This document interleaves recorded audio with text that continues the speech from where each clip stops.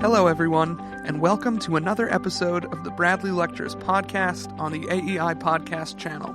I'm your host, Tal Fortgang. Today, we revisit a short but prescient lecture from Yale computer scientist, polymath, and former AEI fellow, David Gelernter. Gelernter's academic and personal interests are the stuff of legend. His repertoire comprises politics, parallel computing, Judaism and Hebrew literature, Darwinism, and the visual arts. He's been a prolific writer and artist, a professor of computer science, all for more than 30 years now. Today we revisit his 1996 lecture, New Institutions for a New Cultural Establishment, on the destruction and construction of cultural institutions. This all in light of a death and a birth. The death is the recent passing of Sir Roger Scruton, the great philosopher who helped revive and shape institutionalist thinking among Anglo-American conservatives. Sir Roger was eulogized in the New York Times this past week by Princeton professor Robbie George, who noted there that Scruton believed in unchosen, and in that sense natural, obligations, duties we have simply by virtue of being human and being born into a certain family, a community, or nation. We do not come into the world as bare individuals who can develop an identity entirely from scratch. This, in a sense, is conservative institutionalism. Human beings are both fundamentally free and unfree. We can choose to an extent the kind of people we want to be, and central planning or coercion should be avoided to the utmost extent. But at the same time, we are and ought to be shaped by institutions, chosen and unchosen. Valuable institutions of civil society, writes George, paraphrasing Sir Roger and his ideological forebear Edmund Burke, should play the lead role in forming new generations in the virtues people need to thrive and contribute to society. We hope that bringing Gelernter's lecture to the forefront of current political conversations will help honor Sir Roger's memory and keep his Burkean institutionalism alive. The good news is that a recent book is doing just that, a book from my boss here at AEI, Dr. Yuval Levin. In A Time to Build, Dr. Levin makes the case that thinking of our country as a vast open space filled with individuals who are having trouble linking arms is a mistake. It's more fruitful to think of the United States and the malaise in our social and political lives as a crisis of institutions. The problem is that, in our era, participants in various American institutions, from Congress to campus to church, increasingly see their institutions as opportunity to be performative rather than formative. Trustworthy institutions are those that mold trustworthy people. Think of the military, the one American institution we trust more than any other. And untrustworthy ones are those used as platforms for individuals to signal their virtue and importance. Not to detract from Dr. Levin's work, but Gelernter's lecture from nearly 25 years ago shows that this is not a very recent problem, and conservatives have had to grapple before with loss of institutional power, if not erosion of the value of the institutions themselves. Gelernter himself proposes that now is the time to build, and specific institutions that he thinks would help foster greater virtue and political nuance in an increasingly hegemonic environment. Gelernter's lecture is delivered with great humor and stinging rebukes to the cultural hegemons of the late 20th century. I found it both entertaining and insightful, and I hope you will too. Which reminds me, if you like the Bradley Lectures podcast and want to support this project, please be sure to subscribe to our podcast on iTunes, Stitcher, Google Play, Spotify, or wherever you may find it. Leave us a good rating and review, follow us on Twitter at Bradley Lectures, and tweet at us with suggestions for how we can improve. And last but not least, please tell your friends about our work. With that, here's David Gelernter's 1996 Bradley Lecture, New Institutions for a New Cultural Establishment. The most fundamental ideal, value that has informed Western civilization, the ideal we cherish, the ideal we call upon most often, the ideal we appeal to most often in justifying whatever it is we want to justify, namely freedom. According to Freedom House, who tracked the spread and diffusion of freedom from year to year, these are wonderful times for anyone who believes in and cherishes freedom. Of the 4.5 billion people in the world, the majority now declare themselves, or their leaders declare themselves, to be for freedom. And it's a time to celebrate, one would think. It's a time to bask in the glow of victory. But there are some disturbing signs, or at least some signs which we ought to take a closer look at. One is reported by Freedom House itself in its most recent annual surveys. It points out that there's a disturbing tendency towards some instability in the ratings. Countries seem to pop up and down in their 1 to 7 scale of freedom. 1 year a country seems to be designated very free. The next year it seems as if they're out of the running and have gone back to bad ways. And instability. There's a problem in Eastern Europe where after the initial euphoria, things are not going quite the way we thought it was going to go.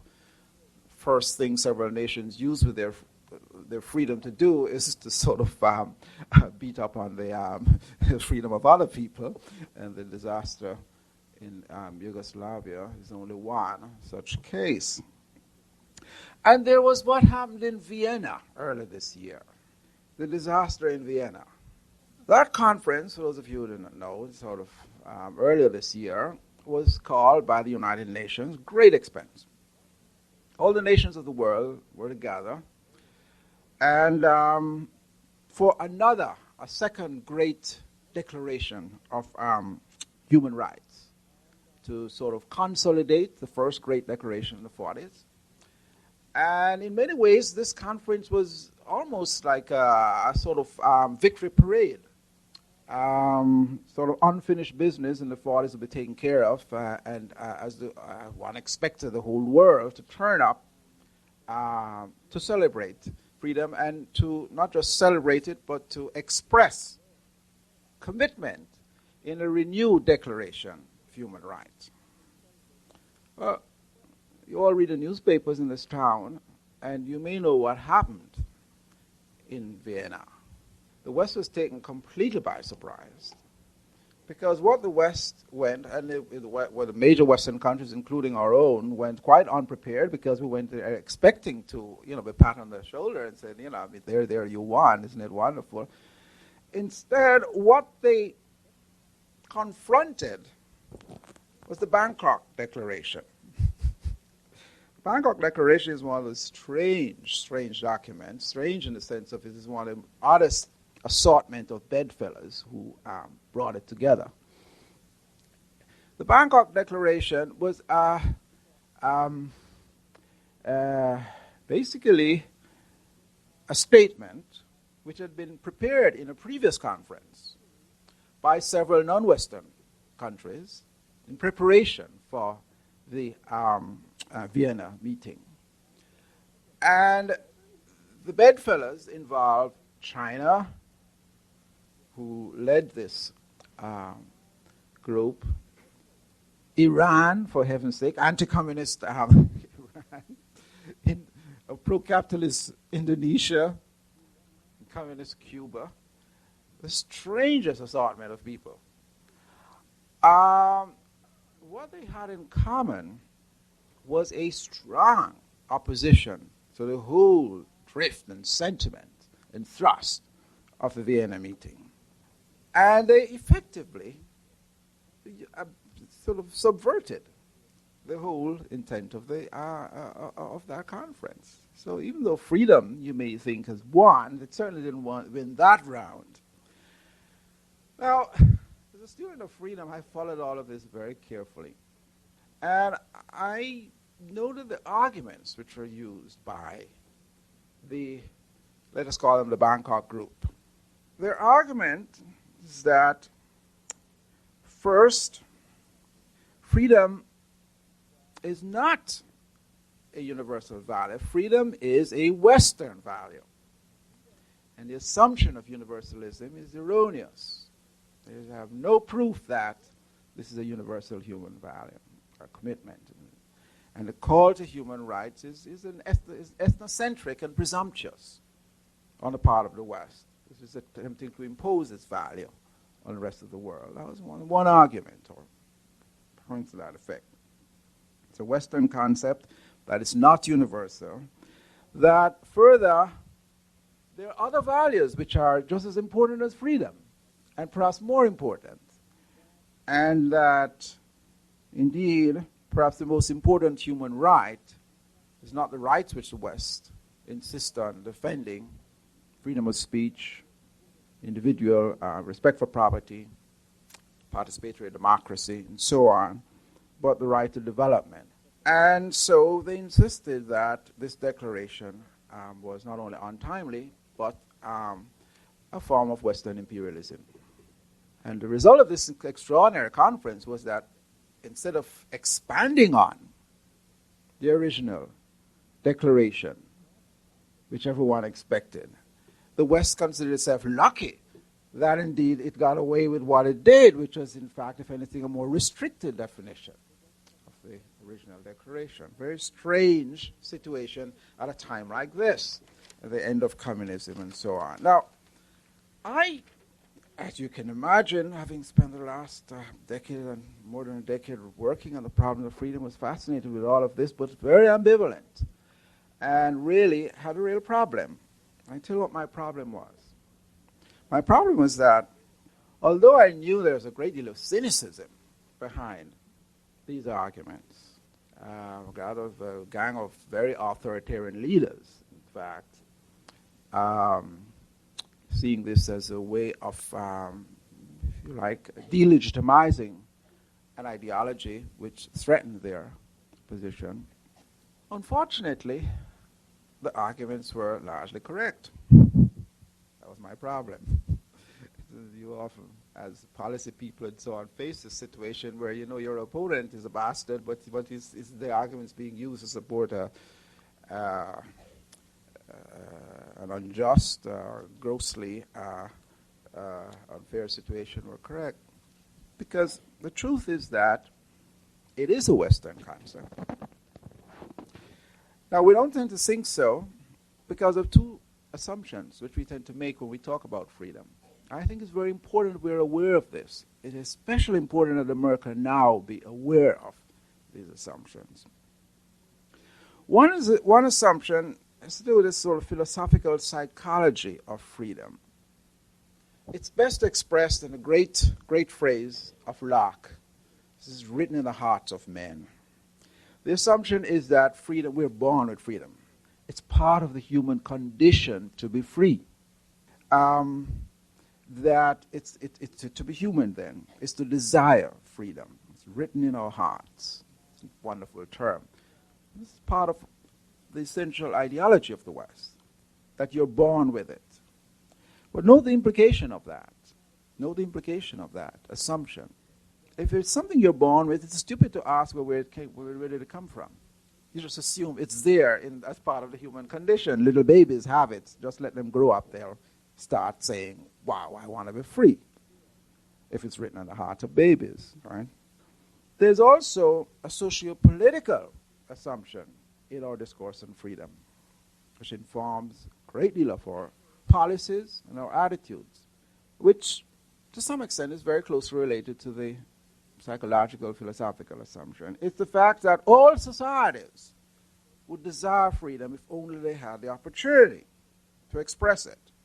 In other words, take any society, take any non-Western society, China, Indonesia, Algeria, that the reason why you do not witness freedom, since obviously it's written in their hearts, is because of repressive measures and institutions. And therefore, all you have to do is to remove these, and freedom will come welling up. That's another fundamental assumption, a universalist assumption in our attitudes. This is essential for all values which we hold and which we cherish. But from the point of view of a comparative sociology, a comparative historian, the first thing you note, if you make the most cursory review of human societies in history through time, is that these assumptions simply have no foundation whatever, in fact. None. The vast majority of human societies, in the course of their long histories, have not demonstrated, and one would expect that at some time, during some little period, some little window of history would indicate in these other societies a sort of passion for freedom. There's no evidence that outside of the West, until contact with the West, that this is ever the case. Indeed, etymological research points out the fact that in the vast majority of languages before contact with the West, there is not even a word for freedom. All the languages of the world now have a word for freedom, but that's under Western linguistic pressure. I mean, the dictionary writer turns up and said, well, you know, the typical missionary in the typical sort of situation, having spent his 5 years and going back home and doing his dictionary, tell me your word for freedom. The native says, well, what's that? He said, obviously, well, he wouldn't say it's written in your heart, but he'd say something to that effect. So you've got to have a word for it. Eventually, of course, people will come up with a word. Now, what's very interesting, and what I've done along with some of my more linguistically oriented students, is to see what the literal meaning of the word which people come up with when they're asked, well, by the typical dictionary writer or missionary or whatever, well, come on, you've got a word for freedom. Tell me what it is. I mean, I don't have time to waste here. It's very intriguing. In the Japanese case, which is my favorite, is typical. The literal meaning of the Japanese word is licentiousness. Because that's when asked, well, tell me first, what is this word you Westerners have? What's meaning is, and I'll try to find a word for it. People usually, and the same is true of Chinese and other languages. Well, as a comparative sociologist and historian, I mean, having seen that, my next problem is to ask the kind of question which, in spite of the hundreds and thousands of works written, and most people on the subject of freedom, not been asked. Most people thought I was losing it, attempting to write a book on freedom, since there's not much to be gained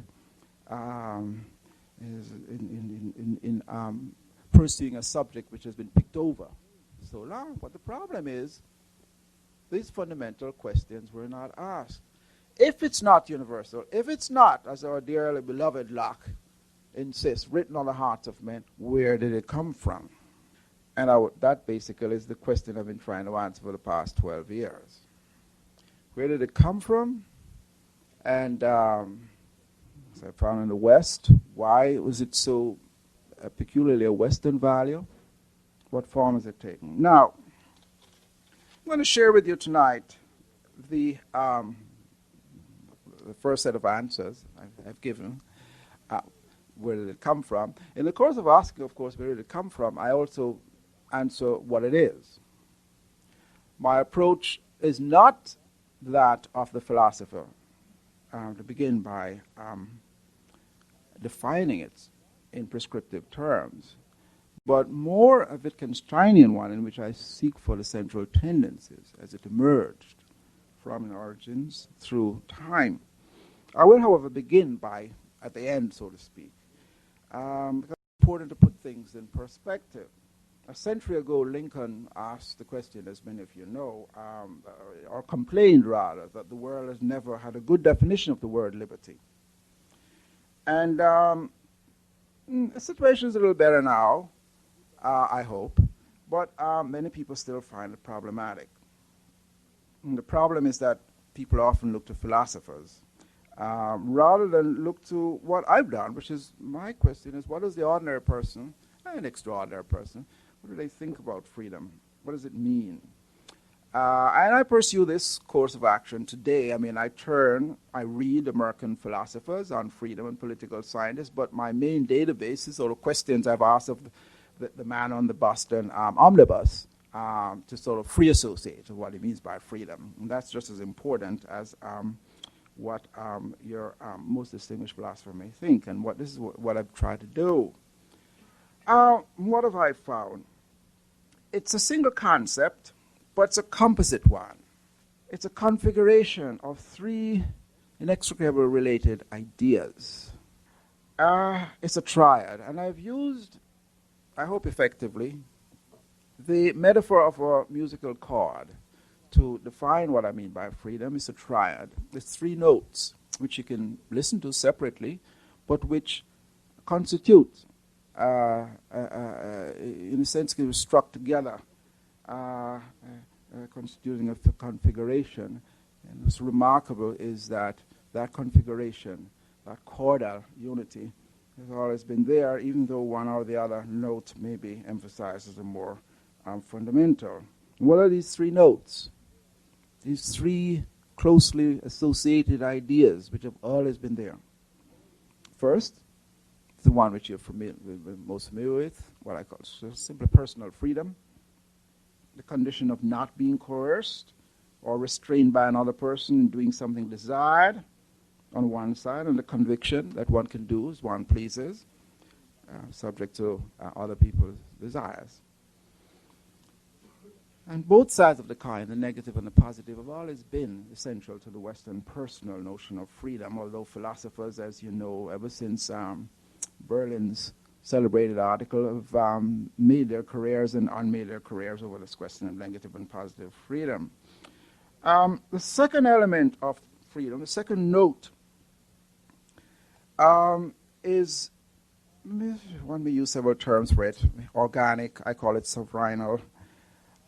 This kind of freedom assumes a hierarchical ordering of human relationships in which power is concentrated at the top. And the most free person is the person who is most capable of exercising his will. And if you think about it for a minute, it makes sense. You're free to the degree that you can do things, that you exercise power, that you're able to realize your will. Traditionally, historically, your will over others. And there's never any contradiction seen, although we now consider it almost obscene, in the idea that one is free to the degree that one can dominate other persons. This was the dominant view among the Greeks, as anyone who's read Thucydides or any Greek of the Greek elite thinkers will know. And it remained a central idea in the Western notion of freedom right up to modern times. I have real problems with this with audiences, especially since I do not usually have enough time to sort of get into this, the details of it.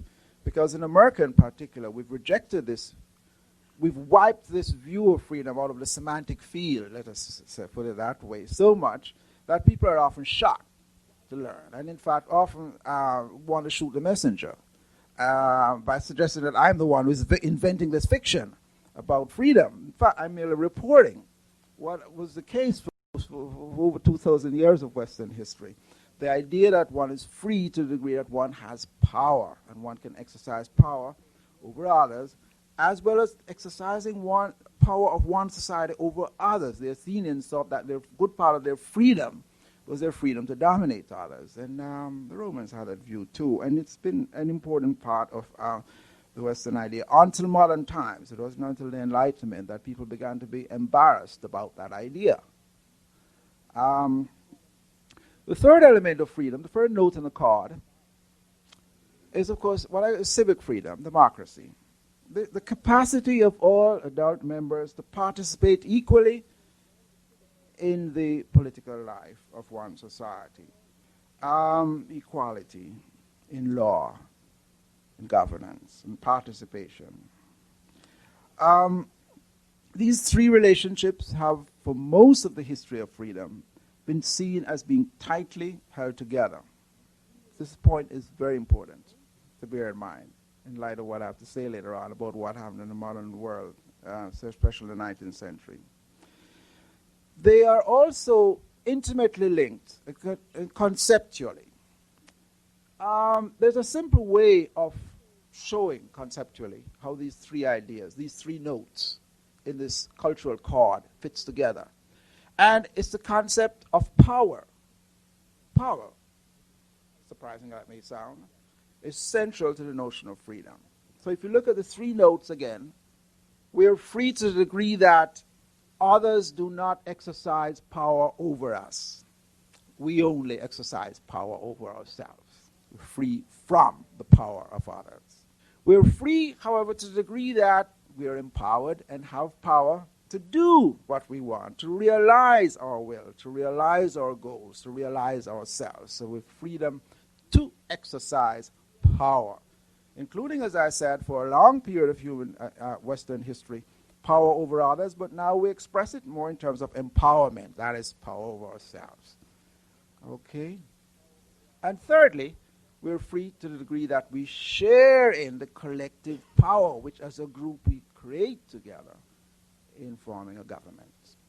Those three ideas are related conceptually. Now, these are powerful ideas, both individually and in their configuration. And it's important to understand that for most of its history, this configuration, this chord, was a peculiarly Western one. How did the West construct this idea, and why was it peculiarly a Western one? Now, many of you, more conservative, you're traditional, if you may be pleased to hear that it was a Western value, but you won't be so pleased to hear why it was so. But history is of that nature.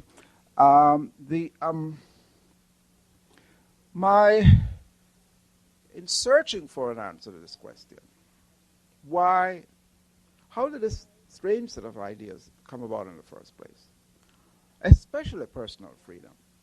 And think about it for a minute. If you can sort of conduct an imaginary experiment and get out of your American cultural mode and think about it from the point of view of a non-Westerner, it's a pretty strange thing to say that the most important thing to me is that no one is that I'm free from others.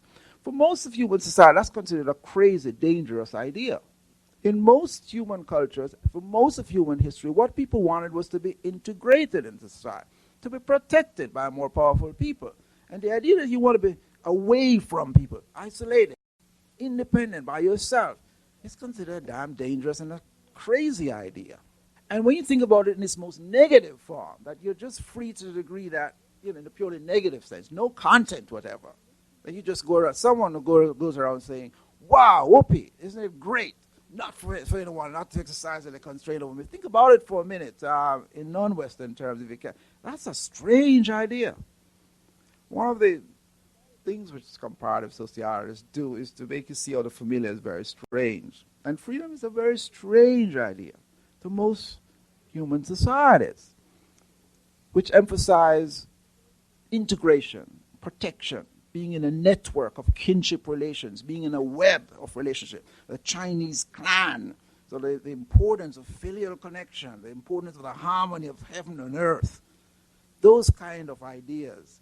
Honor, sort of fighting for one's group, glory, dying for one's country, as the Japanese did until, of course, they met the Americans. These ideas are the powerful ideas which informed human culture. And in that context, the idea that one of the most sublime things to have is to say, I'm not constrained by others, is a damn crazy idea. So the more you think about it, the more it becomes a serious problem, explaining what is so familiar to you that you've never once asked yourself the question, is this an odd idea? Okay. And its origins is odder still. My argument is that the three basic notes of freedom emerged in the experience, which is slavery. The institution of slavery preceded freedom. And in fact, if you think about it, the more and more one thinks about it, and I've spent the last more than 20 years thinking about it, you see why slavery becomes so important in defining freedom. The slave is someone who's socially dead, legally dead, quintessentially one who's uprooted, torn from the bosom of his or her, usually her, community, and incorporated in another society, is the surrogate of another, has no will, the property of another, can be bought, sold, in 99% of cases can be killed with impunity. This is the strange, perverse situation which immediately generates the value which is freedom. You can see how this is done if you think for it a moment. Precisely because, and only after being placed in this perverse condition, does someone desire simply to be removed from the constraint of another and make that an ideal. An ideal which the slaveholder is quite willing to, for his own self-interest, to cultivate. Because the slaveholder has a problem, a typical problem of motivation. You bring someone in and tell them they're socially dead, they're nothing. Obviously, you ask them to work for you, you're going to have a problem motivating such a person. But there's a self-correcting, built-in self-correction in the institution. The motivation is obvious. You've created a socially dead person, so you say to them, well, look, if you really work well and hard, you will be made free. Meaning simply that you'll no longer be, I'll no longer have absolute power over you. Not much else. And that, in that idea, in that simple experience, was the notion of freedom. But also, that slavery did something else, two other things. It created isolated absolute power of one person over another, which is unusual in human societies. And it also did a third thing. It created the idea of the native group being free. Now, in traditional, typical tribal situations, whether you're a Dane or a Viking or a German or an Igbo or what have you, there's no sense that you're free at all. I mean, that idea becomes only meaningful when you bring into your society a group of people who are defined as slaves, and then the native becomes, in contradistinctive terms, free. Thank you for listening to the Bradley Lectures podcast from the American Enterprise Institute. The Bradley Lectures were given for more than a quarter century at AEI, thanks to the generous sponsorship of the Lined and Harry Bradley Foundation. AEI Senior Fellow Carlin Bowman and I hope you enjoy our revival of these lectures. If you do, please show your support by giving us a like and a comment and subscribing to our channel. And stay tuned for new episodes every other Monday as we bring the wisdom of the recent past to the most pressing issues of the present. Thanks for listening, and we hope you'll join us again next time on the Bradley Lectures podcast.